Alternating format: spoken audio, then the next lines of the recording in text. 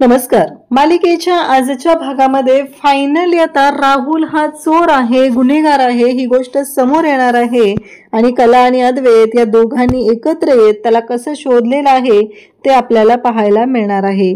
तर कला आणि अद्वैत काउन्सिलिंग सेशनसाठी आलेले असतात. तिथे आल्यानंतर त्यांनी काउन्सलरला वेळ मागून घेतलेला असतो. काउन्सलरला सांगितलेलं असतं की आम्हाला पुढच्या टास्कच्या मध्ये वेळ हवा आहे, आम्ही एका खूप मोठ्या कामासाठी बिझी आहोत, आता ते टास्क करायला जमणार नाही.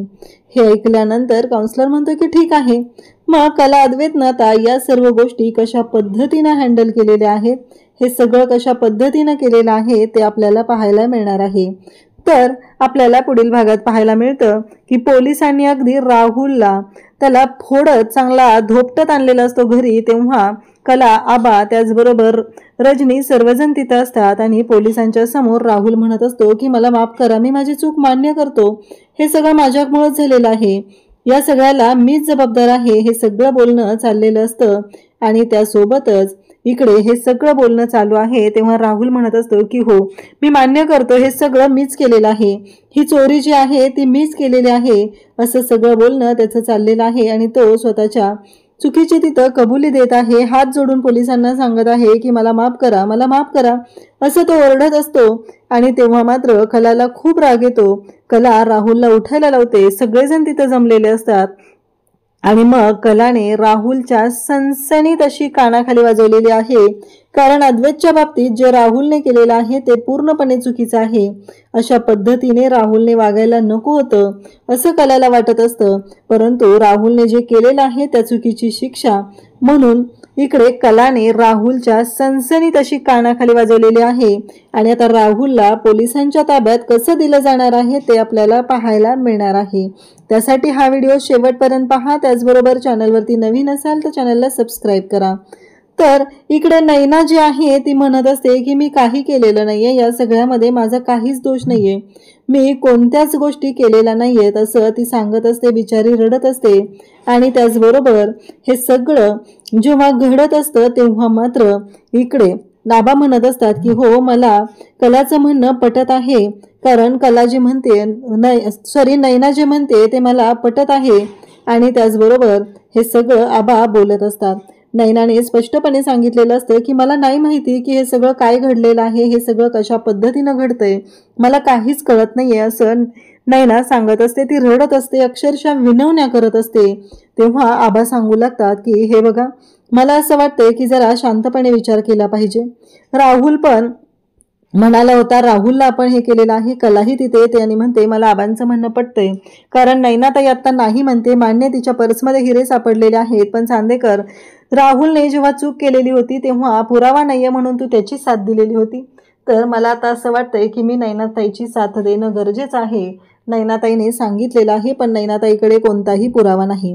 जसं राहुलकडे ती रिसिप्ट कशी आली, राहुलकडे रिसिप्टची फाईल कशी आली, ह्या गोष्टी राहुलला माहिती नव्हत्या, तशाच या गोष्टीही नैनाताईला माहीत नाहीये असं मला वाटत आहे, असं कला बोलत असते. आणि कलाने हे स्पष्टपणे तिथं सांगितलेलं असतं. त्याच वेळी संगीता मात्र रडत असते. संगीताला वाईट वाटत असतं. कलाने नैनाला उठवलेलं असतं, सोप्यावरती बसवलेलं असतं, तिला शांत केलेलं असतं, तिला पाणी दिलेलं असतं. तेव्हा अद्वैतही म्हणू लागतो की हो बरोबर आहे, कारण अद्वैतच्याही डोक्यात तेच सुरू आहे की असं का, कारण राहुलकडे जेव्हा रिसिप्ट नव्हती तेव्हा आपण मान्य केलेलं होतं, तर आत्ताही आपण ही गोष्ट मान्य केली पाहिजे असं आता अद्वैतलाही वाटत आहे. आणि अद्वैतने तसं सांगितलेलं आहे.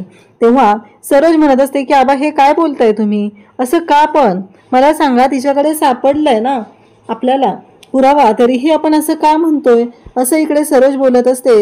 आणि सरोजला आबा म्हणत असतात की हे बघ सरोज, अजून पुरावा काही सांगत असं वाटत नाहीये, कारण कसंही असलं तरीही आता राहुलला एक न्याय आणि नैनाला एक न्याय असं आपण करू शकत नाही, असं आबा बोलत असतात. आणि त्याचबरोबर हे सगळं जेव्हा घडत आहे तेव्हा मात्र आबा बोलत असतात की नैनाच्या बाबतीत पण सेमच झालं पाहिजे. तेव्हा इकडे कला आणि अद्वैत म्हणतात की हे बघा, काही झालं तरीही आपल्याला ह्या सगळ्या गोष्टी शोधाव्या लागणारच आहेत. त्यानंतर आपल्याला पाहायला मिळतं की नैना जी आहे ती पाहत असते. नैना म्हणत असते की खरंच नैनाला एक समाधान वाटलेलं असतं की हे सगळं जे काय आहे त्यामुळं ह्या सगळ्या गोष्टी चालू झालेल्या आहेत.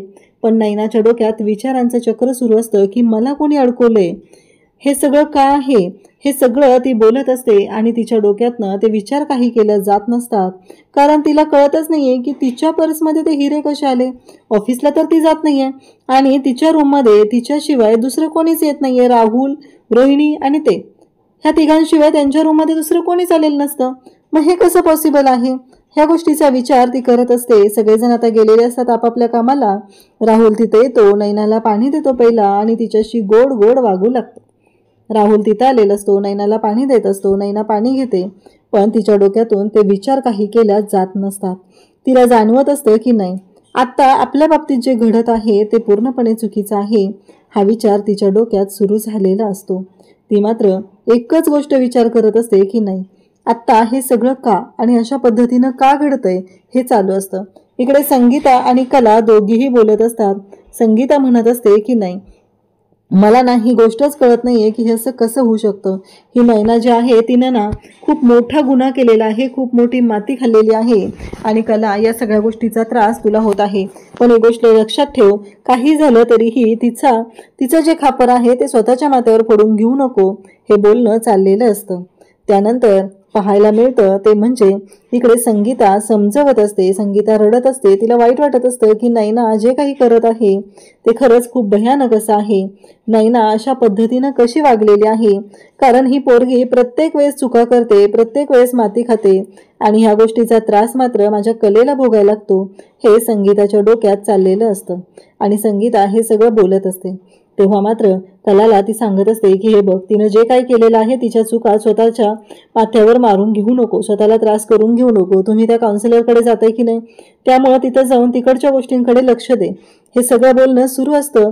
तेव्हा मात्र ह्या सर्व गोष्टी जेव्हा घडत असतात त्याच वेळी अद्वैत आता इकडे रूममध्ये आलेला असतो. संगीता अद्वैत आलेला असतो तेव्हा अद्वैतची माफी मागायला सुरुवात करते.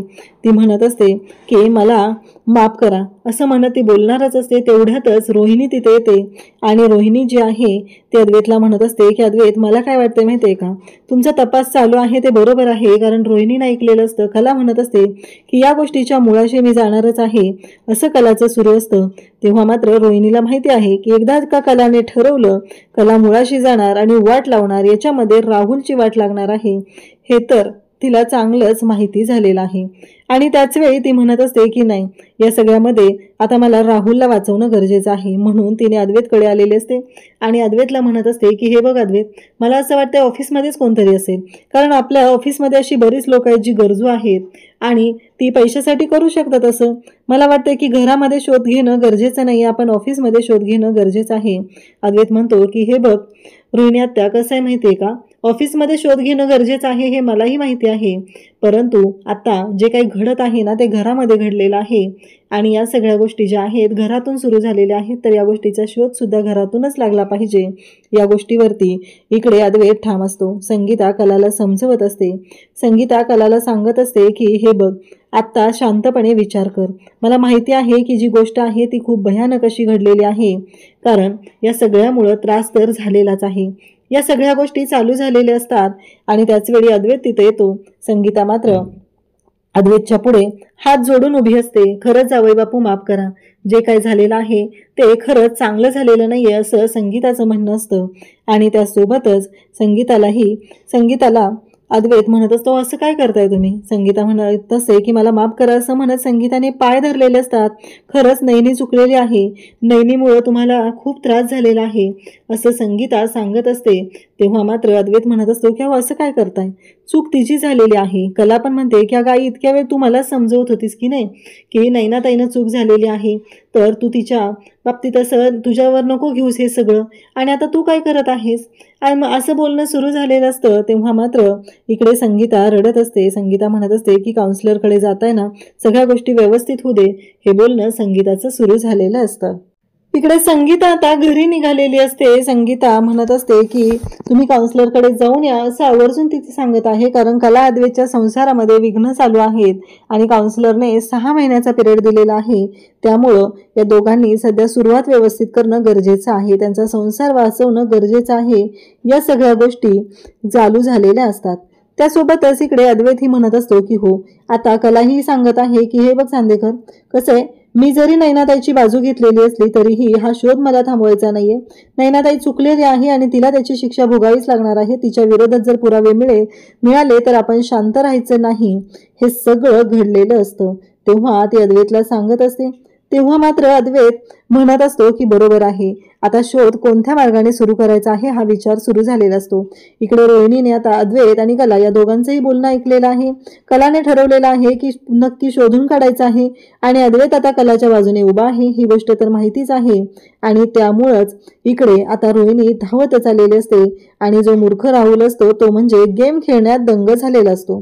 तो गेम खेळत असतो तेव्हा मात्र रोहिणी तिथे येते आणि म्हणते, तुला कळतंय का तुझं काय चाललंय? अरे तो अद्वैत आणि कला दोघही ह्या सगळ्या गोष्टी करण्यासाठी, पुरावे शोधण्यासाठी तिथे पेटून उठलेत आणि तू काय करतोयस? तेव्हा राहुल म्हणत असतो की मामा काळजी करू नको, मी सगळे पुरावे नष्ट केलेले आहेत. अगं याच्या आधी पण परचेस ऑर्डर मध्ये वगैरे मी खूप गोंधळ घातला होता, तरीही त्या दोघांना कळलेलं नाहीये. इकडच्या कानाची खबर तिकडच्या कानाला सुद्धा मी लागू दिलेली नाही. तुला माहितीये का त्या वृद्धाश्रमाच्या ह्याच्यात पण तो 8 लाखाचा गोंधळ केलेला मी, तरीही त्यांना ते कळलेलं नाहीये. त्यामुळे तू काळजी करू नकोस असं राहुल बोलत असतो. तेव्हा मात्र रोहिणी म्हणत असते, पण तुझ्या लक्षात येते का आता ती कला म्हणत आहे की शोधून काढणारच आहे. नक्की कोण आहे या सगळ्याच्या मागचा खरा सूत्रधार हे शोधल्याशिवाय शांत राहणार नाही असं त्या कलाने ठरवलेलं आहे. त्यामुळं तुला आता लवकरात लवकर काळजी घेणं गरजेचं आहे असं ती सांगत असते. पण राहुल मात्र ओव्हर कॉन्फिडन्स मध्ये असतो. तो म्हणत असतो की बघ आता सगळं मी त्या नैनाच्या डोक्यावर फोडलेलं आहे. नैनाने हे सगळं जेव्हा घडत असतं तेव्हा मात्र इकडे जेव्हा चालू झालेलं आहे आणि त्यासोबतच रोहिणीला तो सांगत आहे की काळजी करू नको. बघ ती नैना पूर्णपणे त्याच्यात अडकलेली आहे आणि कोणाला कळलेही नाही. आता काय होईल ते बघूया. तेवढ्यातच नैना तिथे आलेली असते आणि दोघांनाही धक्का बसलेला असतो. पण नैना बिचारी तिच्याच टेन्शनमध्ये असते. नैनानं काही या दोघांचं बोलणं ऐकलेलं नसतं. हे दोघंही एकमेकांशी बोलत असतात.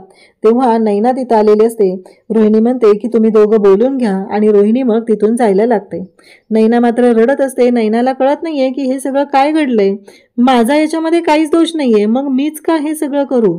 आणि त्याचबरोबर माझं यामध्ये काहीच चुकलेलं नाहीये. माझा त्या हिऱ्यांशी संबंधही पण नाहीये, मग मला का ओढलं जाते हा विचार ती करत असते. तेव्हा मात्र राहुल जो असतो तो नैनाशी बोलत असतो. तो नैनाला म्हणत असतो की मला माहिती आहे तुझं काहीही चुकलेलं नाही असं तो नैनाला सांगत असतो. नैना मात्र म्हणत असते की खरंच राहुल तू माझ्यावर विश्वास ठेवलाय?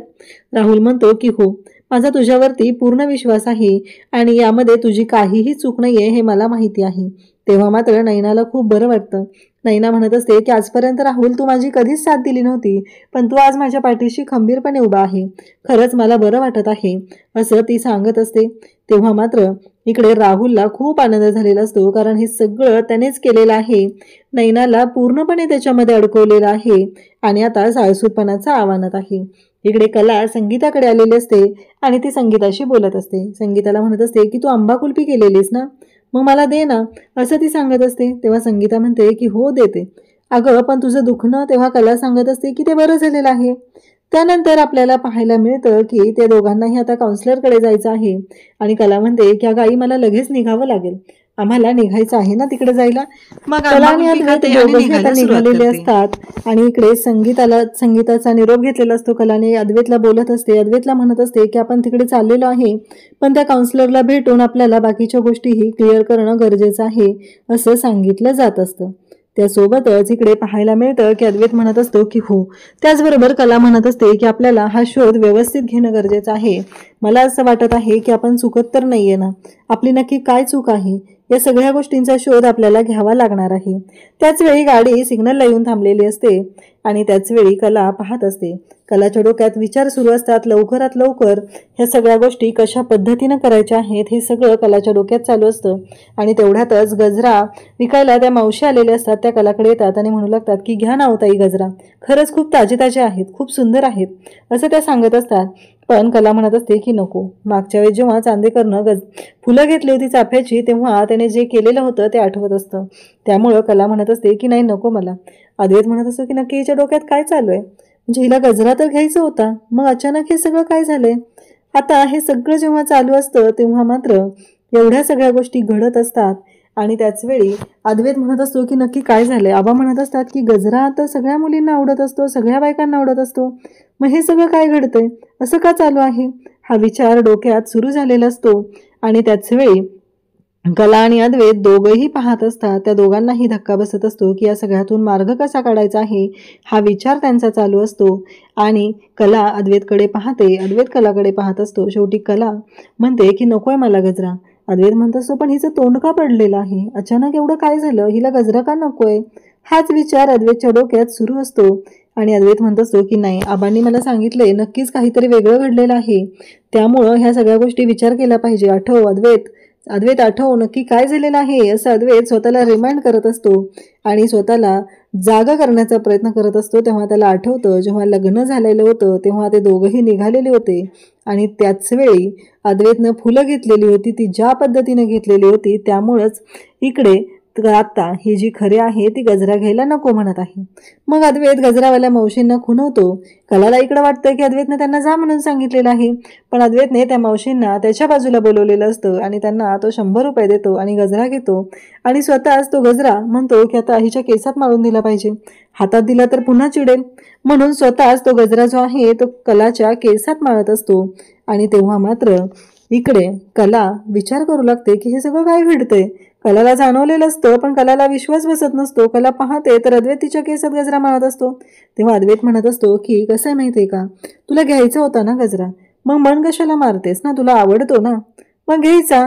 आणि तेव्हा कला म्हणत असते की खरंच चांदेकरला माझ्या मनात जे काय चालू आहे ते कळायला लागलेलं आहे. हे कलाच्या लक्षात येतं आणि कलाला खूप आनंद झालेला असतो. कला जी आहे ती अद्वैतकडे पाहत असते, तिला खूप भारी वाटत असतं.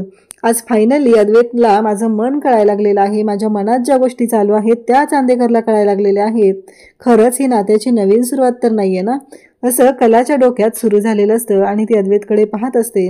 अद्वैत कलाच्या गालांवरती हात ठेवतो आणि तिला म्हणतो की जेव्हा इच्छा झालेली असते ना तेव्हा करायचं ते पूर्ण, असं नाही करायचं, असं म्हणत तिची समजूत घालत असतो. आणि तेव्हा मात्र इकडे पाहायला मिळतं की या सगळ्या गोष्टी जेव्हा घडत असतात तेव्हा हे सगळं जेव्हा चालू झालेलं आहे तेव्हा मात्र इकडे आता कला खुश झालेली आहे. कलाला फायनली ह्या गोष्टीचा इतका आनंद झालेला आहे की कोणी विचारही करू शकत नाहीये की एवढं सगळं अशा पद्धतीनं झालेलं आहे आणि हे सगळं असं झालेलं आहे. त्यामुळं कलाला धक्काच बसलेला असतो.